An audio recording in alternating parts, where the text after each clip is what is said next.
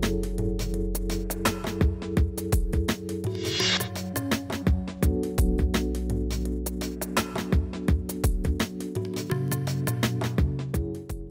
conjures up ad campaigns that compel you to loosen your purse strings. He also can keep you emotionally captive with his inimitable talent of being a wordsmith. I am with Prasoon Joshi at his office in Mumbai to track his enviable career graph, which combines creativity with commerce with aplomb. Welcome to the show, Prasoon. Thank you. What more does Prasoon Joshi want? He's got so many awards. You've lost count of how many Cannes Lions you've got. You've got the Filmfare Awards and the National Awards, and now the Padma Shri. And of course, you are chairperson of McCann, Asia Pacific. Yeah. So, what more do you want? What's on the anvil? No, I actually don't want anything. It's just, I think God been kind. Just that I keep doing things. I actually, frankly, if you ask me, I have no target in my head. You spent how many years in the mountains? All my childhood was there. I was born in Almora, small town in Uttarakhand, and then subsequently I lived in the Garhwal part, where Teri, Garhwal, Chamoli, and all these places. So I grew up my early days in the mountains, and those are the memories, and those are the beautiful. Probably the fact that I started writing has a lot to do with my childhood, because as a child, when I see children today in Mumbai, and in Delhi, I see them, busy with technology, iPads and television. I think the formative years for anyone, those early years of your life, I think 10, 15 years of your life are most important years of your life, because later on you're very conscious of what you're doing. If you're doing a course, you're very conscious that I have to do well in this course. And as a child, you do a lot of subconscious learning, right, which is a lot of things tiptoe into your consciousness without you knowing them. Right. And that's what shapes you. And I feel that what you absorb at that age is what you manifest all through your life. Yeah, I think you've said this in a lot of your interviews, that Yes. Much of your grounding happens in childhood unconscious. I feel when I look back all my years in Uttarakhand, in the mountains, I think I absorbed a lot from the mountains. For example, I remember that people would not lock their houses, and I could see that you reached your house and you found, like my grandmother's house, I'll find somebody sitting there, and he's already gone to the kitchen and started making tea, which probably unthinkable for someone today, that somebody is in your house before you reach there, right, and is actually in the kitchen and making tea. And when you saw that, I think when I look back, not that I was conscious of all these things, but when I started looking back, I realized that probably that gives birth to fundamental trust in human beings. That you do not have to lock your houses, and actually you can trust another human being, that you don't have to lock everything. And that probably is my nature even today. So my first instinct when I meet anybody is to trust the person, and that comes from the mountains, from the place I was born. And a lot of people who, not even in mountains, in various parts of India, would identify with what I'm saying, that there is a trust. So, in fact, considering now you're at this leadership role, when it comes to advertising, you find it easy to delegate responsibilities, therefore? Yes, both. When it comes to work, I am a tough person to please. I feel I instinctively should like the work, because here there is a lot of, apart from the human trust, I think you have to have the ability to deliver, and you have to have honed your talent to be able to earn the trust. it is a little more complicated here because let's go into that process. Yes. In the creative fields, I practice poetry. I write poetry since my childhood. I've written. You 4 wrote your books first book at 17. Yeah, so I've been writing since I know, and so when I meet the people, younger guys in their teens and 20s, and they ask me for tips and stuff, and I tell them that, listen, it's nothing. You just have to work hard. You don't go. You won't get this time again. The time of honing your craft, honing your talent, and without wanting anything out of it. Yes, something someday will happen. That the patience that I have to work at my craft, that is very important in creative professions. Whether in films, where I work as a scriptwriter or as a lyricist, or in advertising as a creative director or the CEO, both all the roles I play. Yeah. I think I am in a talent-driven industry. Both industries, whether it's a film industry or a communication industry, both industry, I feel is fundamentally people are coming here for ideas and fresher thoughts and fresher thinking. And for that, you on one hand you need ideas, on the other hand you need craft. Both are very, very important. So I do not have in my leadership style. I live by demonstrating what can be done by example, rather than having a 10 ways to win friends and conquer people, or I don't have those formulas. Even if I go and speak in various colleges and schools and functions and various organizations, I only share because that's what you can do.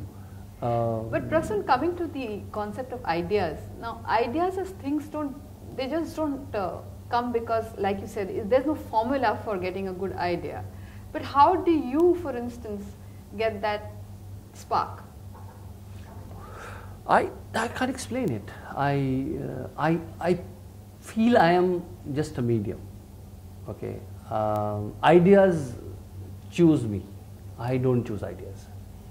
Right, but now we're coming to the next step, which is that you hone your talent. So yes. How do you hone your talent if you don't get your idea? I'm coming to that.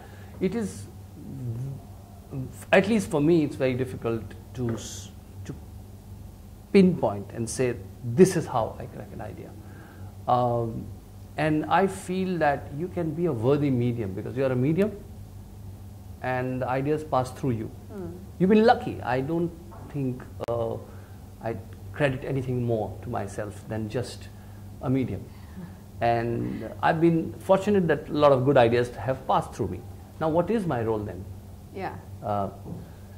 Your role is to stay a worthy medium. You have to reduce resistance. We have a lot of resistance. Your resistance could be your ego. Your resistance could be your preconceived notions about life. You have to reduce that resistance. And you have to let good ideas pass through you. You have to make a congenial atmosphere for ideas to be able to come to you. You have to read the right literature. You have to listen to the right music. You have to spend time with the right people. You have to have a receptive attitude towards life. Ideas are all around us. They are, not born out of thin air. Everything we create has already been created. We are recirculating. Somebody, whether you believe in God or you don't believe in God, but somebody sometimes has created everything.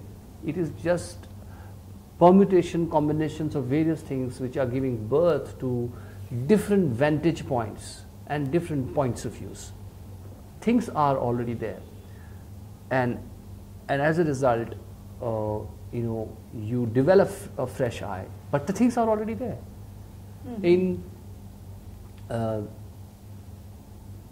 When two people fall in love, they feel the feeling they are going through is the most unique feeling.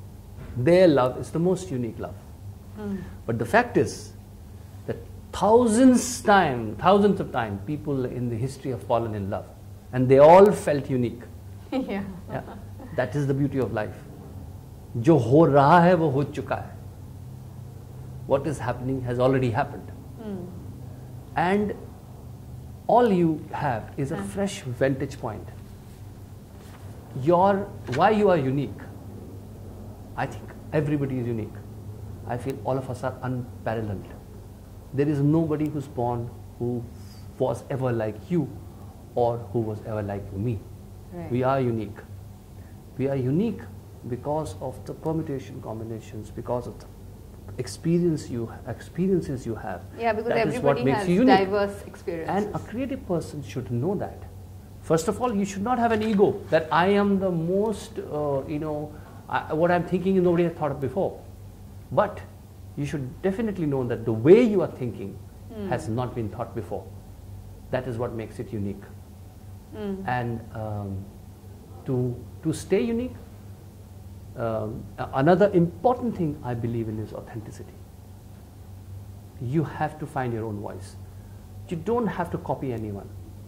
And it is a very difficult thing because we are lazy. And a lot of creative people fall into the lazy trap. They feel, oh, this is the formula. Oh, this is what works. And I have to do it again. So let me crack this formula. If I'll write, the songwriters fall into that trap. They think that if I crack a hook phrase and 5 times repeat that, that will become a hit song. And they fall into that trap. And you hear a lot of those songs today. 2 lines after 2 lines, you don't know what they're saying. Because they have only concentrated on those 2 lines and created and repeated them number of times. And that's like laziness. You sort of crack a formula. And I think humans have tendency to be lazy, to crack. And in that process, you lose authenticity. Because you are not tapping into yourself. As I said, God has created you as a unique person. Find a unique voice. Do you feel that this ad that you made, which is considered one of the best ads in the country, Happy Dent, Yeah. do you think it is authentic? Do you think, and how did it happen? Every piece of work I do, I think, you people can draw parallels and all that. But for me, I'm too proud not to be authentic. That's my, I do not create, as I earlier told you, for any greed of any kind. I too want an authentic piece of work. There is a child in me which should giggle and be excited about it. If I have done that, I feel happy. So when I did this Happy Dent ad, which was about a world which is lit by teeth bulbs, and your teeth have become so bright that they become bulbs, then I started having fun with it. That where all can these bulbs go? And and it went on to become a fantastical world. Again, you can say that it probably comes with the kind of stories we are brought up on. All the mystical and fantastical of the literature I read in my childhood. Yeah. Probably it reflects. So some people who have this ad you're talking about went on to win in Cannes and everywhere in the world. It's in all-time great ads of the world. Yes. It's been included in many archives. And when people analyze it, they also talk about the feudal India. They also talk about it. Say, does a feudal India reflect in that people could be employed as bulbs? Maybe yes. Maybe somewhere deep down in my consciousness, those things have stayed and expressed and manifested themselves. So I think it came as a story, I think like a child. And I want that excitement and the joy to be there.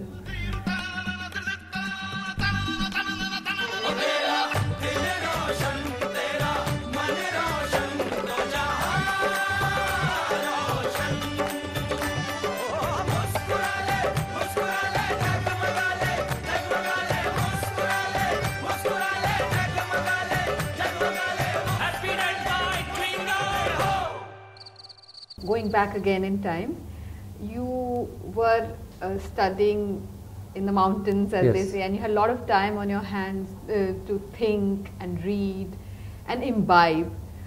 Then you decided to do your MBA. You did it in IMT Ghaziabad. Was it because, like you said, your parents wanted you to have a job that you could fall back on? Yes. Basically earn an income every month. Huh? So soon after that, you took this decision to do advertising after your MBA, right? What were the thoughts that played on your mind to bring you to that decision? See, I think Indian parents are great people. They really do think about the children till the very, very long period. They're quite worried, and India is a country of scarcity. I think fortunately opportunities are increasing now, becoming better. The time I was growing up, I think somebody who wants to write or create and ideas, and I think nobody had any clue that there could be a profession like advertising in my family. There's no possibility of knowing that. No, but even then there was an advertising world which was doing reasonably well. If you ask a small town boy, in a small town, even today, they would not know there is something called advertising where he can go and write. Not small town, but say in the metros. But I was not that fortunate. I was not staying here. So I'm talking about, I'm Uttarakhand, a small town where the exposure is limited. So that there is a profession called advertising which would have existed, probably we had no knowledge of it. And if somebody wanted to write, you thought he will become a writer and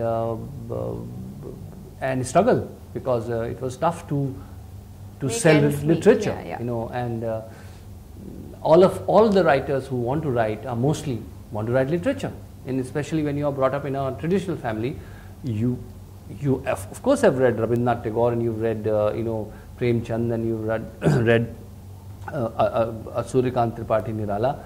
You've read the poetry, and you've been exposed. So you want to probably write like a literature person, and your parents also get worried because they see, where will he earn his living? If he doesn't make it, then he might be thinking of becoming the star, but probably it doesn't become, how will he earn his living? Yeah. So they want you to have your formal education, and I don't blame them. That's the reason I feel it was very difficult for me to become a rebel, like the quintessential rebel who will take a guitar in his hand and walk out of home and long hair and say, मैं तो अपनी मंजिल की तलाश में निकल चुका हूँ, and I don't care. And I probably felt that is too insensitive for someone like me to do with my parents, when we know that they are, all they want is their well-wisher of yours. Yeah. So I did my formal education. I understood that, and I also was published at a very early age. Right. So I had a practical experience of knowing that for me to live out of writing poetry is very difficult. So what my parents are saying is not untrue. It's not that I have not done it. I've seen it, I've done it, and I know how much it sells, how much of money you make out of it. And those things realistically dawned upon me. So I would not say succumbed. I bowed down to the fact that I should do my formal education. I should have something which will make me earn my living. I did not know till such time I was doing MBA that there is a profession called advertising, where I can probably be paid for having my ideas. That I stumbled upon the profession as I later on stumbled upon the film world. It all happened. So how did you stumble upon it? So in my when I was doing my course, and you have your Bible of the marketing called Philip Kotler's Principles of Marketing. That book and there was a chapter on advertising. I realized that there's something called 4 P's of marketing, and there is price, product, place, promotion. And this promotion is a very important, interesting thing to me, because here you require skill of advocacy of persuasion. And this art of persuasion requires skill to write or be musical, to be a storyteller, and I think this interests me. Probably what I'm learning here can be combined together and I can find this profession. And I started looking for advertising agencies in Delhi, and I used to go from door to door, and I did my summer placement in an agency that time called Trikaya Grey, and now it's called Grey Worldwide, and there were some very good creative people there, but as I was from a management school, I was given the marketing job to do some market research and all that. But I was more interested, and I figured it out that yes, there is something out there, and from there the journey started. Then I sort of subsequently explored more agencies and joined Ogilvy and Mather and as a junior copywriter, and then so on and so forth, and then came to where I am today. But it all started as an accident. And it's not that in my college days I could have planned, or in my school days I knew that there is something where you can combine writing and commerce, and there is possibility of ideas selling products, or ideas becoming so big. Even film world, you knew about film world, but also film world was quite insular in that sense. Not many outsiders will come and explore it. So it happened for me not by design, very organically. And my upbringing has always made me ready for change. And as I was saying, welcoming newer things. So when things came to me, when I got an offer to write for films, I said, why not? Let me explore it. So, the transition that you made from, say, management to advertising, which you say happened organically, you moved from marketing to the creative side, or you combined it along the way? When you said that when so you joined, I learned marketing in college. I did the management MBA, specialized in marketing, and found a way of combining it with my interests in life, which with whatever guidance I had that time, or whatever instinct I would say, rather than guidance, because I had no one to guide me. My instinct was there to guide me. A lot of people thought that I should have gone to a conventional job and joined a multinational company and done a management trainee's job and done that. But I did not, and I opted for something which was unconventional. And again, in your upbringing, again I'm coming back to your childhood, I was never overburdened by unfulfilled dreams of my parents, which a lot of people do. They are overburdened, and before they know, their life and their path is chalked out. Not by them, by someone else. And fortunately, I never had that pressure in my head that I have to have all your parents wanted that you stay happy. Yes, they get worried. That's natural. Yes, they want to know whether you are paid, are you getting a salary. But they were not looking for any kicks out of my, getting into a field which they could not get into, or they wanted to get into. A lot of parents do that. A lot of fathers in India sometimes want their sons to go into a particular profession because they feel that I could not do it, he should do it. That's a wrong footing to start with. So I did not have that pressure. So when I joined advertising, all my parents wanted to know, all my father wanted to know is that, am I taken care of? Am I happy or not? And that let me explore it for a while. I did not know my destiny.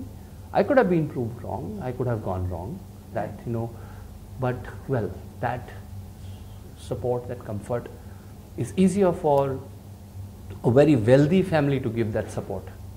it's very difficult for a middle class parent to give that emotional support to your child when your child is exploring. Right. Talking about ad campaigns, there is this deadline that you people have when you have to submit an ad proposal, and there is a time when you're working towards it. Now, how do you sort of manage to meet your deadlines and yet come up with the right creative Because I input? do not consider deadlines as, I actually like them. Because creative people to begin with are very, some people are very disciplined, but some people, most of them are not disciplined. And when there is a deadline, even if you're writing a book, if your publisher gives you a deadline, you start working harder and faster. Otherwise, you meander. You know, you say, I have all the time in the world. And so No, what is the having hurry? having said that, a lot of creative people say that, okay, maybe a better idea is going to come to me tomorrow. Maybe a better idea is going to come to me day after, and then I will take the call. No, but anybody who's worked with deadlines in mind knows that there is no end to creativity. Does not. There's nothing, no finality to it. It's very subjective. That what I said is, this is my way of saying it. So you have to put an end to it and say, fine, this is probably the best I could do. Okay. Deadlines do help me. I have found them. In fact, I was talking to A.R. Rahman the other day, and we were working on an album a few years back. And even Rahman believes this. He feels that, you know, it's a misnomer. That, and I just think that only I think like that, but he also echoed the same. Yeah, he said that in one of yes, our interviews. That it is not that they are detrimental. The deadlines actually, yeah, sometimes they are unrealistic, so you ask for more time. But deadlines per se, conceptually, don't bog me down. You know, everybody is made differently. They don't bog me down. Actually, they bring discipline. Talking about discipline and indiscipline in the creative world, you have a full-time job with McCann, and yet you make time for your film work. Yes. How do you balance the two, and how do you space them out? I think the answer is, again I'll say, when you fall in love, how do you find so much of time for each other? I'm talking about initial euphoria of love. You feel that like हर समय आप उसके साथी हैं. You finding like that you are inseparable. You are finding time. Where is it born from? Those 24 hours don't extend themselves. When if you are in love with something, you find time. Time extends itself. Anybody who's in love will tell you that. You do not know where it comes from, but it comes. And it is the true love for something. For me, it is, that's exactly what I said in the beginning. I'm not trying to prove a point. It is मेरे जीने की, मेरे होने की शर्त है कि मैं लिखूं. मेरे होने की शर्त है कि मैं create करूं या कोई चीज़ express करूं खुद को.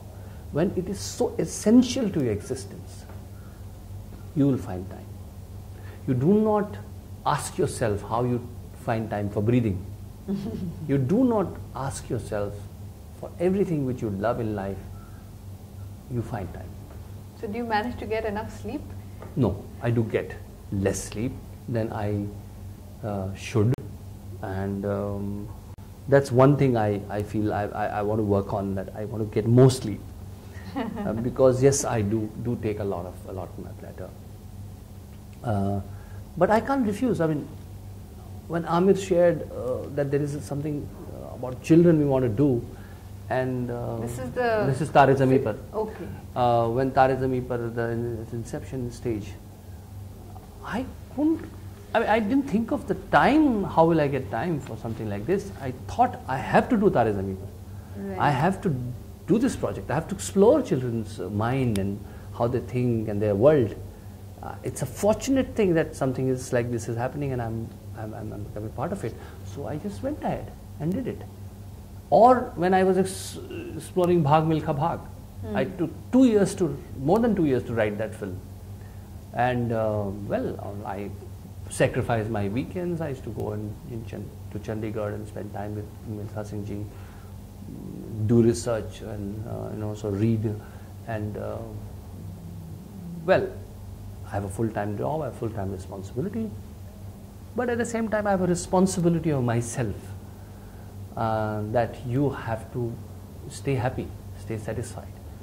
And certain things, if they make you happy and satisfied, we do. It's just that, see, everybody does things. Some people do it as a hobby. I do it as a parallel profession. That's why you think, how do you manage? But if you see, everybody, all of us, some people are very religious. They religiously go to temple every day. They find time for that. Some people, so basically some people you learn find music. time for whatever for you yours, love. whatever makes you happy. Yeah. Some people find time for mountaineering, hiking. Some people do believe in yoga. Some people learn music. Yeah. I think they do. It's just that what I do is parallelly, publicly known. That okay, No, I suppose in your case you do two things and you do them very well, and you've been recognized for both, which is why people use wonder. you as a reference point. Yes. So I guess you've said it well. I think that's the problem. Talking about your advertising world and then moving on to the film world, how did that transition happen? As I said, I consider films as an extension of creative world. So there is no surprise that I would do that because I was writing since childhood. Yeah. And I also realized that people not reading that much of poetry. The tradition, and I essentially started practicing poetry at a very early age. So when I was offered, the first film I did was with music direction was Ilayaraja, and Lata Mangeshkar, Lata ji was singing that song. This was for the film Lajja. And before that I had done a few albums, Silk Route, Boonde, Apke Sawan, with Shubham Bakkarji. And this kind of work was out in the public domain, and people used to like some of my work. So I was approached to do this one song, and I had to go down to Chennai, live with Ilayaraja a few days and spend time with him and crack this song. It was a unique experience for me because before that I had not worked that closely with a film music director and film people, and then finally Lata Mangeshkar singing was like an icon. Yeah. So it was kind of a good, beautiful break. So while talking about the first experience, when you wrote out the song, did you have a brief that Ilayaraja gave you, or how did it work? So Rajkumar Santoshi was the director, Yeah. and Rajji had given me a brief. We spent some time together in Bombay and then in Chennai. So I had a brief from him about the film, and he told me about the subject and the story. And then, of course, Ilayaraja himself is a good poet. He writes very well. So he shared some thoughts which he had in his head. And as I say, I was soaking into it. He is also an institution. Right. So to be listening to him, as I said, I am myself. I can't be someone else, but I can soak into someone else. I can let those energies come to me, those experiences which people share. So I was listening to him, and after that I started. I said, "Okay, leave me alone." I shut myself in the hotel room for a day and a half, and came out with something which they all liked, and then we recorded. So did the music happen before, or did the lyrics happen? The few lines of music had happened. He was there in his head, so he had shared with me a kind of a rough composition, and I took it forward, and then the composition also sort of developed further as we went along. So and subsequent to that, there was no, there was no looking back after that, I suppose. Yeah. So then Hum Tum happened with Aditya Chopra. That was also an accident. I met him at the airport, and our flights were delayed, and we were at the lounge in Delhi, and we started chatting, and he said, let's catch up in Bombay. And he was doing Hum Tum with Kunal Kohli, and Kunal narrated the script to me. And actually they had invited me to write the dialogues of the film. I see, okay. Not as a songwriter. And I heard the script and I said, well, the dialogues are fantastic. Why do we have to rewrite them? So he said, here is a job coming to your way and you're refusing. I said, no, actually I feel they're very good. But then he said, why don't you write songs? I said, yeah, that sounds interesting. Because I feel dialogues have one approach, songs have a different approach. Dialogues talk straight, songs suspend your logic. I believe a lot in the power of songs. I believe a lot in the power of poetry. A lot can be said through poetry, which probably cannot be said through straight dialogues.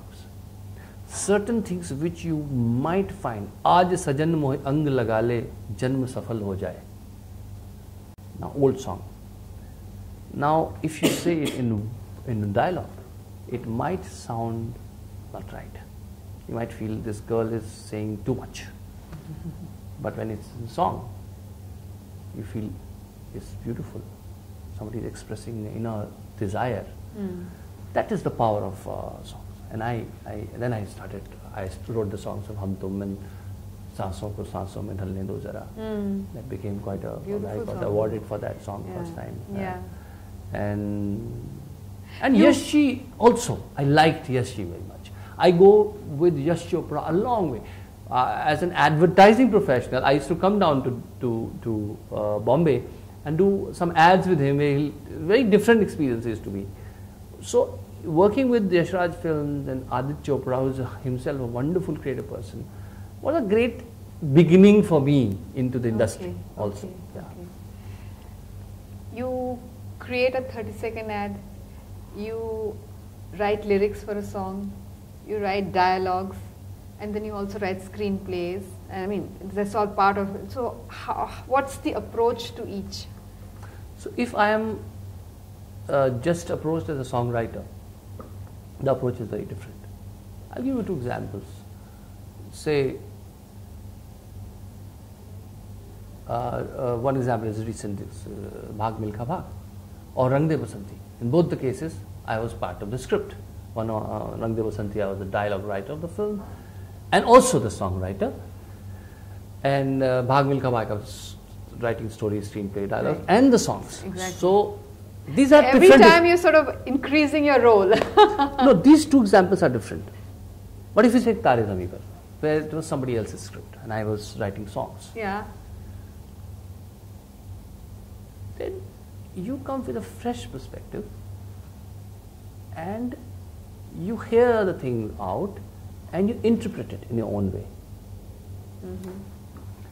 The problem is when you are the script writer also. Why is that a problem? Problem is you've already explored the subject once.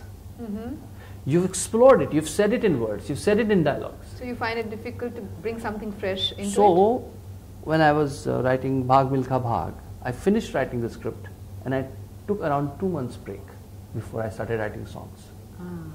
Because you might end up becoming repetitive. Yeah. Same thing I did with Rang De Basanti. You might have said it in dialogues and you are saying the same thing again. Then where is the freshness? Where is that belief that songs will take it to another dimension?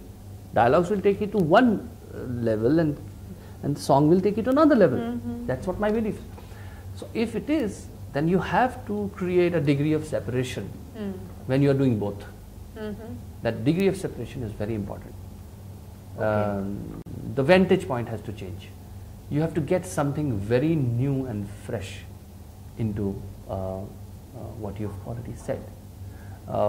You've shown the struggle of Milkha Singh, you've shown him, he said a lot of things, Tadunga bhi waise hi, he said those dialogues. Now, after that, I want to write अब तू भाग मिल्खा, दांत से काट ले बिजली तार, चबा ले तांबे की झनकार, फूंक दे खुद को ज्वाला ज्वाला, बिन खुद जले न होए उजाला, लपट है आग Milkha. Now you are exploring something else which you have not done. That is the reason that separation when you are doing the script and the songs is required. When you are only doing the songs, like Fana, Chand Sifarish, when I wrote that, but Fana was Kunal Kohli had already explored, wonderfully explored the subject. He had already done certain things and said certain things. I anyway was coming up fresh, so I had no baggage. But Rang De Basanti, I have a baggage. I have written a lot of dialogues. So then no, that but is okay. But then what about the 30-second ad? 30-second ad is a different ball game. You learn a lot of learn economy in advertising. How do you say? I considered all my ads as short stories. I feel they are short stories. You're sharing a short narrative, and you are trying to create. And sometimes I feel power of advertising in ads. I think some of the ads are fantastic. They in 60 seconds or 30 seconds evoke an emotion which probably somebody can't evoke in an hour. It is the power of that. Prasoon, tell us a little bit about the Saffola ad. Yes, Saffola, when the brand came to us, it was most based on the fear psychosis, that, fear of heart attacks stuff. What we felt as a team, that it should probably talk about something else more positive, and and much more insightful. So we did this ad which is talk about procrastination, that kal se karunga main exercise. So I will do my exercise from tomorrow, I'll do my dieting from tomorrow, and these kind of, which are the insightful things which we started talking about, and started talking to the housewife, the woman of the house, and said that this guy is not going to change. You change his oil at least. And then we talked about the fact that you believe abhi to main jawan hu, I'm still young, or so on and so forth. So we kept on talking about these insightful things about heart care, and made the brand much more, you've seen new ad which is saying that you hereditary habits you get, you might get cholesterol also as a it can pass on. So I think if you connect insight, if you get the right insight with any brand, and you strike the right chord, and the brand started talking about positivity and the fact that yes, things can be changed. Yes, it is not just about selling a product, it's about total heart care. We also have World Heart Day, which Saffola celebrates. So when you build a brand, you have to create a brand world around it. कौन से bag में था? ये वाली। कुछ का है। मार्चिट के जोड़े मुट का है। सब चलेगा। ये तो कुछ का है। रुके यार। अरे हाय। महेश, क्या हुआ? बच गया मेरे हाथ से। कौन लगे इनकी मुंह? लुटेरे। समझो इशारे, दिल ये पुकारे। वक्त है सफोला गोल्ड अपनाने का. ये कोलेस्ट्रॉल घटाने में मदद करे. It's not only about just one product proposition. Okay, like when I did Thanda Matlab Coca-Cola, it's not just about a few ads. It's about nothing else but Coke will do for me. So you have to create a brand world. People like, say, Walt Disney understood that very well. If you see the Walt Disney as a company and they look at their products, they know this experiential existence of a brand completely. But the same figure will be available as a game to you, as a film to you, as a ride to you, as a sticker to you, as a doll to you. So you are creating an experience around the brand. That is what a good, big, successful brand does. ओ ठंडा पीने दे बहाने आई ओ कुड़ी ठंडा पीने दे बहाने आई ते यारा दा टशन देख लो ते यारा दा टशन देख लो hello ji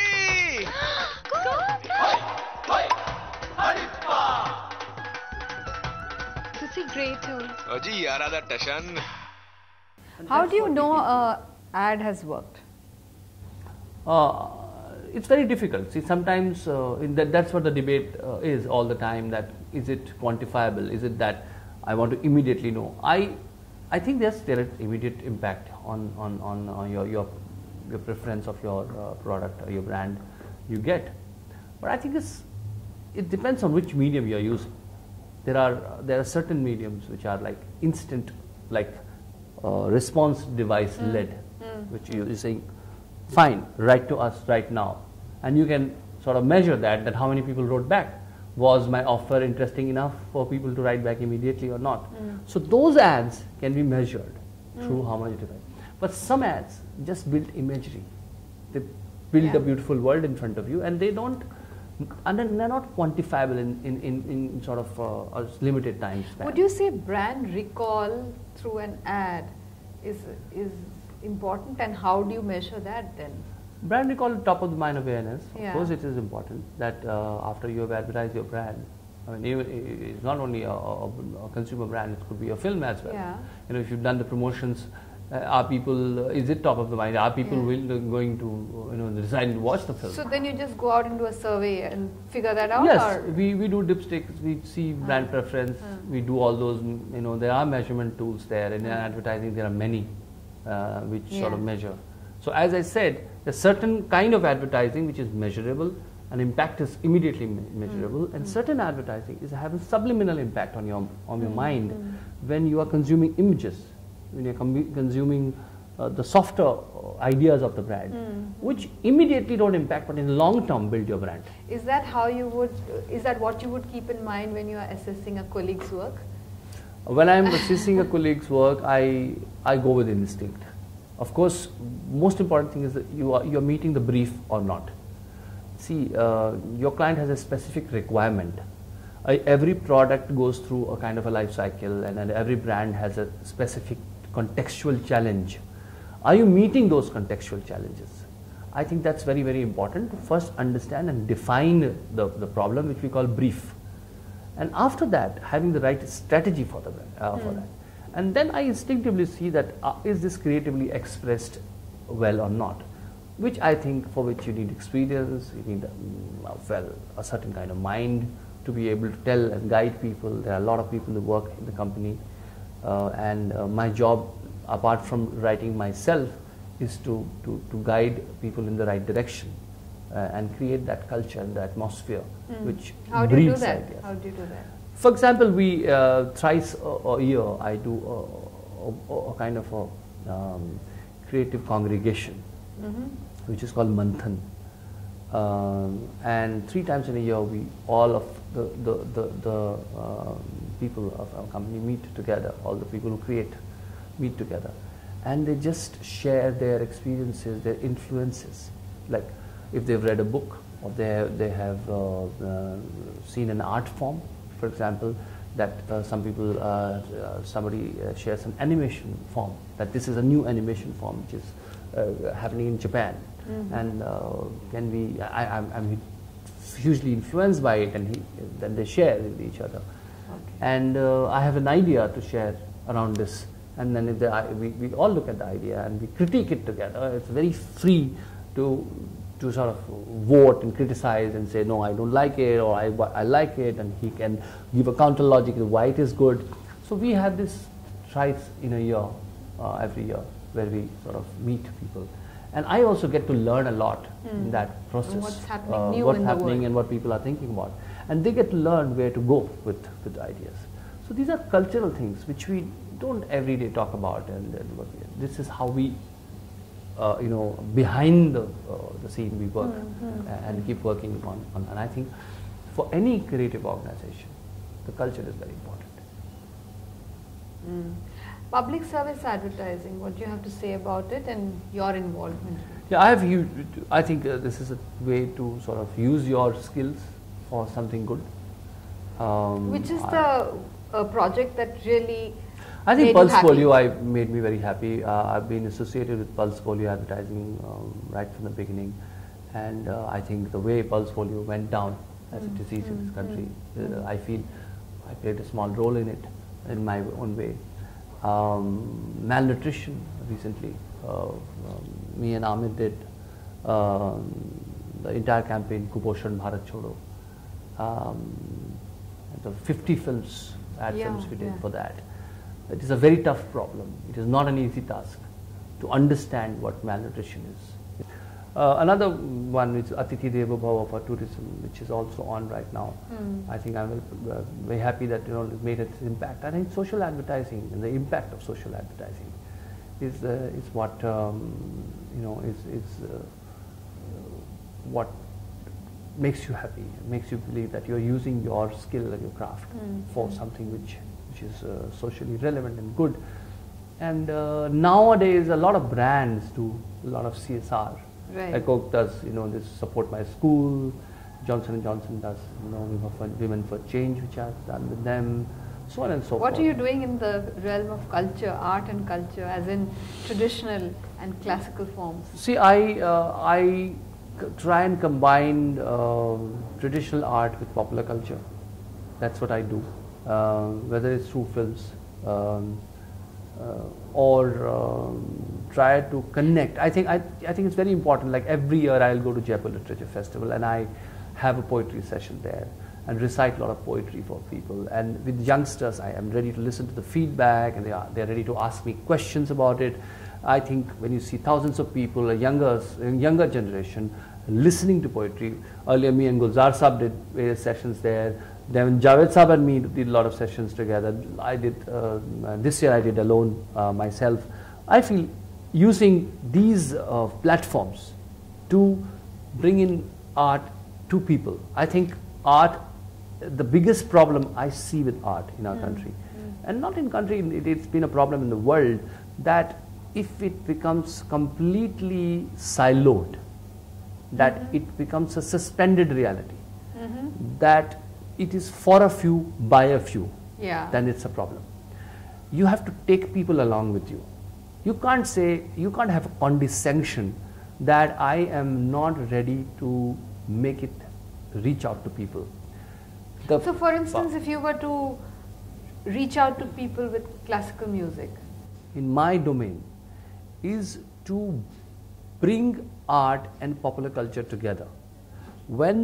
That's what I can do. I'm not a classical musician like Pandit Jasraj who would go and have a concert. I'm not trained to do that. It is Pandit Jasraj who will do it. But what I will do, using Pandit Jasraj and bringing it probably in a 30-second format or in a film where, for example, in Delhi 6, we had this Jogana that song, and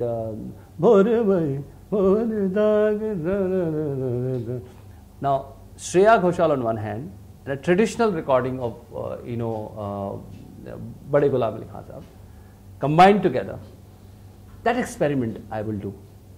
I will bring in classical music in the popular foray so that people get to hear it. That's what I can do in the forms I practice.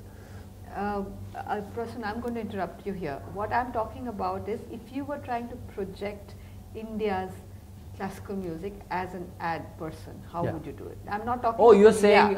So I used to work like you used to for work instance, with if you want to, if you want to reach out to the under 25s. So I think what you believe in is that there is inherent greatness in it. That greatness need to be brought out, and people should experience it. I think more you make them experience it. Like also our country is very diverse. So if you say U Srinivas in Muradabad, probably he wouldn't have heard of U Srinivas. Now, how do I make him hear that? Is the role I think people like us should play, and that's what various organizations try and do. ITC Sangeet Academy tried to do. A lot of people have done a great job in that, and through films can we Can we make them hear? And I think recently I composed a song. I do at times compose also. So for Arakshan, I composed a song, Kaun si dor khiche kaun se kaate re. And I requested Pandit Chanulal Mishra to sing that song. And Panditji has not sung for film. And he heard the composition. Shankar Ahsan and Loy were the music directors, but this particular song, since I had written it, I also composed it, and they liked it, and they were very, very graceful of them to be keeping that. Panditji liked the idea, and he came down and he sang, and we had that song in the film. And I think we are not doing these experiments much. We somehow market driving us so much. Market is fine. I am from advertising world. You don't have to explain market to me. And times when film people do, I said, whom are you talking to? I mean, I'm not someone who doesn't understand what marketing world is. But my problem is that you also have the power to push the market in the direction you want. You have the power, and that's the power an artist should always believe in. That the tastes of people can be shaped and changed. It is not that you have to exactly give people what they want. You have to also make sure that your tastes always are pushing the boundaries, and that's exactly what I try and do. Prasoon, last question. How do you manage to spend time with family despite this hectic schedule? And when do you find quiet time for yourself? Both are very important questions. Finding time for myself, I think since I travel a lot, I think that traveling is the time. But suddenly, for example, I was one of the airlines, they announced that, please use your cell phones. We have mobile connection in the flight. And one should have been happy with it. I was a little disappointed because that's the time actually I sort of with those 10 hours or 12 hours flight, I just unwind, and I just don't want to think of anything else. Yeah. Nobody can contact me. I can contact anyone, and that's a good place to be in. So I have not yet used that, and that because I travel time is the time I sort of spend time with myself. Also try and get up a little early in the morning and try and spend some time with yourself, or sometime work late, and I will just That's the time when your ideas sort of get together. Yes, just sort yourself out. I think it's very important. Also, I think spending time with my daughter and my wife and my family, with my parents and my sisters. You have to do it, because if I don't do it, certain part of you dies. Yes, there are a lot of relatives, and if they are listening to me, I mean, I'm guilty of not being in touch. But it is, that's the way you are. I'm a self-made man. I did not know anyone in Bombay, in Mumbai, when I came here, or in the advertising industry, or in the film world. I had no connections, nobody I knew, so there was nobody to guide me. I had to spend those extra years or hours to actually understand something. So you're a great case of a person who's made it without a godfather.